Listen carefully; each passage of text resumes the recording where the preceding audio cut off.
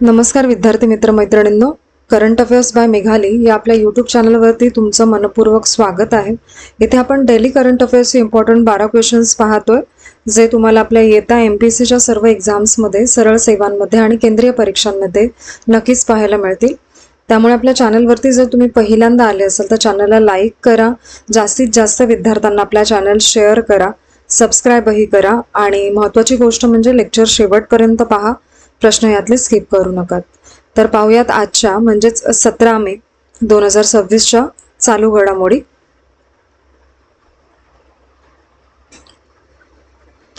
प्रश्न पहिला, world telecommunication and information society day म्हणजेच WTISD हा दिवस कोणत्या दिवशी साजरा केला जातो? उत्तर आहे त्याचं पर्याय क्रमांक C, 17 मेला. महत्त्वाचे पॉइंट्स पहा. 17 मे रोजी WTISD हा दिवस साजरा केला जातो म्हणजेच जागतिक दूरसंचार आणि माहिती सभ्यता दिवस. लोकांना तंत्रज्ञान आणि माहितीच्या महत्त्वाची जाणीव करून देणं असा या दिवसाचा उद्देश आहे. आणि 1865 मध्ये इंटरनॅशनल टेलिग्राफ कन्व्हेन्शन झाला आणि सगळ्या जगभराचा तारसंच जगभर जोडायला सुरुवात झाली 1865.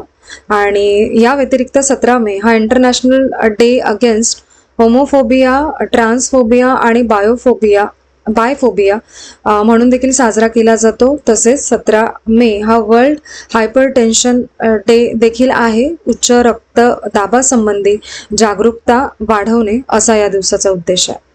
ठीक आहे, पुढील प्रश्न दुसरा. सुप्रीम कोर्टच्या निर्णयानुसार दत्तक मातेला किती आठवड्यांची मेटर्निटी लिव्ह मिळेल इथून पुढे? तर या प्रश्नाचे योग्य उत्तर आहे पर्याय क्रमांक D, 12 आठवड्यांची.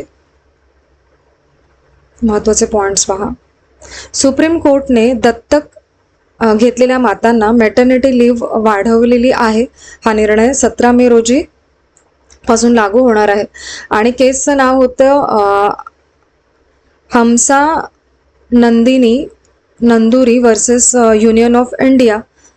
ठीक आहे, केस साधारण नाव लक्षात ठेवण्याचा प्रयत्न करा. आणि सेक्शन 64 रद्द केलं गेलेलं आहे यामध्ये. आणि हा कोड ऑन सोशल सिक्युरिटी 2020 या कायद्यातला भाग आहे.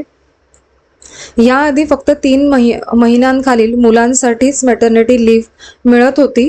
हा नियम होता यामध्ये. आणि हा निर्णय आर्टिकल 14 म्हणजे समानता आणि आर्टिकल 21 म्हणजेच जीवन आणि वैयक्तिक स्वातंत्र्य या घटनांशी आधारित आहे. पुढील प्रश्न तिसरा. भारतामध्ये मोठ्या प्रमाणावरती ऑफशोर ऑइल अँड गॅस सर्वे कोणती संस्था करत आहे सध्या? तर याचे योग्य उत्तर आहे पर्याय क्रमांक A, directorate general of hydrocarbons असं त्या संस्थेचं नाव आहे. महत्त्वाचे पॉइंट्स पहा. भारताने मोठ्या प्रमाणावरती ऑफशोअर ऑइल अँड गॅस सर्वे सुरू केलेला आहे. हा सर्वे डायरेक्टरेट जनरल ऑफ हायड्रोकार्बन्स म्हणजे DGH च्या नेतृत्वाखाली होत आहे. आणि DGH हे ministry of petroleum and natural gas अंतर्गत काम करते. सर्वे सुमारे 1,61,000 लाईन किलोमीटर क्षेत्र व्यापणार आहे. आणि हा प्रकल्प 2 वर्ष चालेल.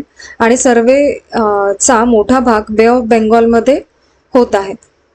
हायड्रोकार्बन एक्सप्लोरेशन अँड लायसनिंग पॉलिसी सगळ्या एक्सप्लोरेशनला नियंत्रित करते. पुढला प्रश्न चौथा. ज्येष्ठ मानसोपचार तज्ज्ञ डॉक्टर आनंद नाडकर्णी यांचं निधन कितव्या वर्षी झालंय नुकतंच? तर पर्याय क्रमांक B योग्य आहे. ते 69 वर्षांचे होते जेव्हा त्यांचं निधन झाले. महत्त्वाचे पॉइंट्स पहा. डॉक्टर आनंद नाडकर्णी हे ज्येष्ठ मानसोपचार तज्ज्ञ होते आणि ठाण्यातील समतानगरमध्ये ते राहत होते. मे 2026 मध्ये त्यांचं निधन झालंय 15 मे रोजी. तेव्हा मुंबईतल्या रुग्णालयात त्यांच्यावरती उपचार चालू होता. दीर्घ आजाराने निधन झालंय. आणि 23 मार्च 1990 रोजी त्यांनी इन्स्टिट्यूट ऑफ सायकोलॉजिकल हेल्थ ही संस्था सुरू केली आहे. आणि ती ठाण्यातच आहे. मानसिक आरोग्याबद्दल जागरूकता करणे आणि मानसिक आजारांविषयी गैरसमज दूर करणे ह्यासाठी त्यांनी खूप मेहनत घेतलेली आहे. आणि गद्दे 25 आणि त्यांच्या या पुस्तकाला महाराष्ट्र शासनाचा पुरस्कार मिळालेला आहे. आणि विषाद योग या पुस्तकाला देखील राज्य पुरस्कार त्यांना मिळालेला आहे. हा पॉइंट लक्षात ठेवा शेवटचा. पुढील प्रश्न 5वा. पृथ्वीवरील सर्वात जुना ज्ञात हवेचा नमुना कोणत्या प्रदेशात सापडलेला आहे नुकताच? तर याचं योग्य उत्तर आहे पर्याय क्रमांक डी, पूर्व अंटार्क्टिकातील ॲलन हिल्समध्ये. महत्त्वाचे पॉइंट्स पहा. पृथ्वीवरील सर्वात जुना एअर सॅम्पल अंटार्क्टिकामध्ये सापडलाय. ईस्ट अंटार्क्टिकामधील ॲलन हिल्स भागामध्ये तो निदर्शनास आलाय. आणि ॲलन हिल्स या ब्ल्यू आईस एक्सपोजरसाठी प्रसिद्ध आहेत. आणि या हिमनात प्राचीन एअर बबल्स सापडलेले आहेत.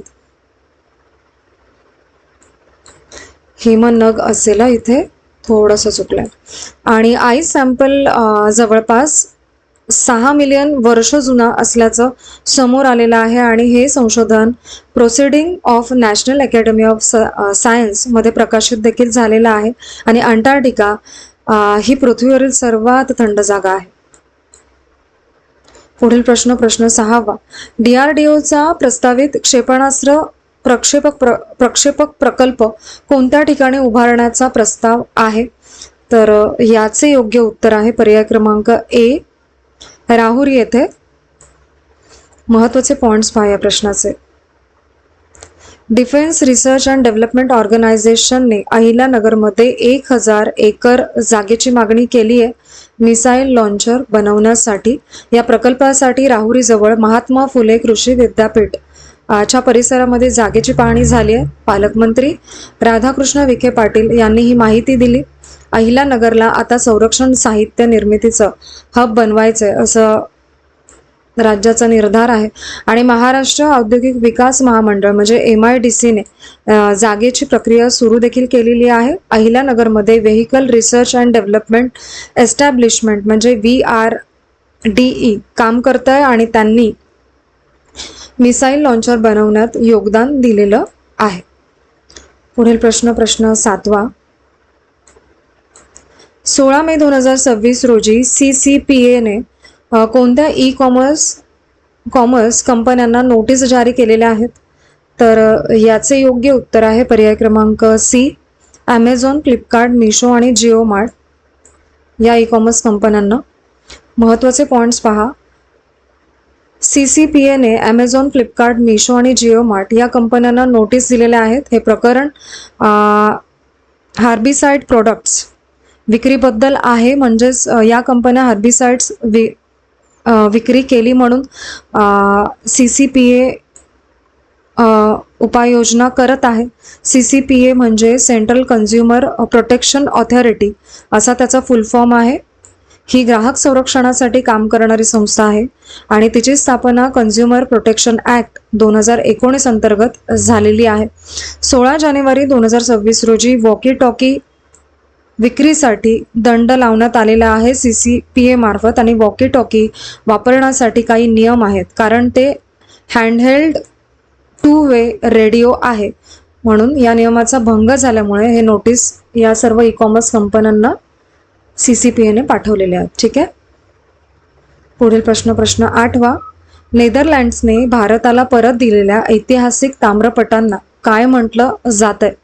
तर या प्रश्नाचे योग्य उत्तर आहे पर्याय क्रमांक बी, लीडेन ताम्रपट असं संबोधलं जात आहे त्याला. महत्त्वाचे पॉइंट्स पहा. नेदरलँड्सने भारताला 11व्या शतकातील चोल ताम्रपट परत दिलेले आहेत आणि हे लीडेन कॉपर प्लेट्स या नावाने ओळखले जातात. पंतप्रधान नरेंद्र मोदी नेदरलँड्सला गेले तेव्हा त्यांना हे ताम्रपट सुपूर्द करण्यात आलेले आहेत.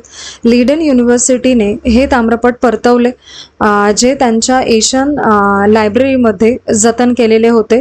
ताम्रपट कांस्य रिंगने बनवलेले आहेत, ज्यावरती राजेंद्र चोल प्रथम यांची मुद्रा देखील आहे. आणि या ताम्रपटांमधून दक्षिण आणि आग्नेय आशियातील संबंध दिसून येतो. पुढील प्रश्न 9वा. INS सागरध्वनीने INS सागरध्वनी हे कोणत्या प्रकारचे जहाज आहे? तर या प्रश्नाचे योग्य उत्तर आहे पर्याय क्रमांक डी, महासागरीय संशोधन सागर आहे, जहाज आहे सॉरी. महत्त्वाचे पॉइंट्स पहा. INS सागरध्वनी हे भारतीय नौदलाचं महासागरीय संशोधन जहाज आहे आणि INS सागरध्वनी हे पोर्ट क्लांग मलेशिया येथून प्रस्थान झालेलं आहे नुकतंच. आणि दोन्ही देशांमध्ये व्यावसायिक आणि वैज्ञानिक चर्चा झाली आणि चर्चेचा मुख्य विषय म्हणजे हायड्रोग्राफिक प्रॅक्टिसेस असा होता. आणि रॉयल मलेशिया नेव्ही च्या हायड्रोग्राफिक डिपार्टमेंटने जहाजाला भेट दिली या दरम्यान. आणि या दौऱ्यामुळे भारत मलेशिया सागरी भागीदारी मजबूत झालेली आहे असं म्हटलं जात आहे. पुढील प्रश्न 10वा. भारताने कोणत्या करारासंदर्भात कोर्ट ऑफ आर्बिट्रेशनचा निर्णय नाकारलेला आहे? तर याचे योग्य उत्तर आहे पर्याय क्रमांक ए, सिंधू जल करार याविषयी. महत्त्वाचे पॉइंट्स पहा. भारताने इंडस वॉटर ट्रीटी संदर्भात COA निर्णय नाकारलेला आहे. भारताने COA चे सर्व नियम अमान्य ठरवले. भारताने COA ची स्थापना मान्य केली नाही. भारताने इंडस वॉटर ट्रीटी स्थगित ठेवण्याचा निर्णय कायम ठेवलेला आहे. आणि COA म्हणजे कोर्ट ऑफ आर्बिट्रेशन असा त्याचा फुल फॉर्म होतो. आणि हा मुद्दा इंटरनॅशनल वॉटर डिस्प्यूटशी संबंधित आहे. पुढील प्रश्न 11वा. मध्य प्रदेश उच्च न्यायालयाने भोजशाळा संकुलाला कोणत्या देवीचं मंदिर असल्याचं घोषित केलेलं आहे नुकतंच? तर या प्रश्नाचं योग्य उत्तर आहे पर्याय क्रमांक सी, देवी वाग्देवी म्हणजे सरस्वती असं याचं उत्तर आहे. महत्त्वाचे पॉइंट्स पहा. मध्य प्रदेश उच्च न्यायालयाने भोजशाळेला मंदिर घोषित केलेलं आहे. भोजशाळा धार येथे स्थित आहे आणि हा निकाल 15 मे 2026 रोजी देण्यात आलेला आहे. भोजशाळा देवी वाग्देवी म्हणजे सरस्वती यांना समर्पित आहे आणि 11व्या शतकातील सांस्कृतिक शिक्षण केंद्र होतं हे. आणि राजा भोज यांनी भोजशाळेची स्थापना केलेली होती.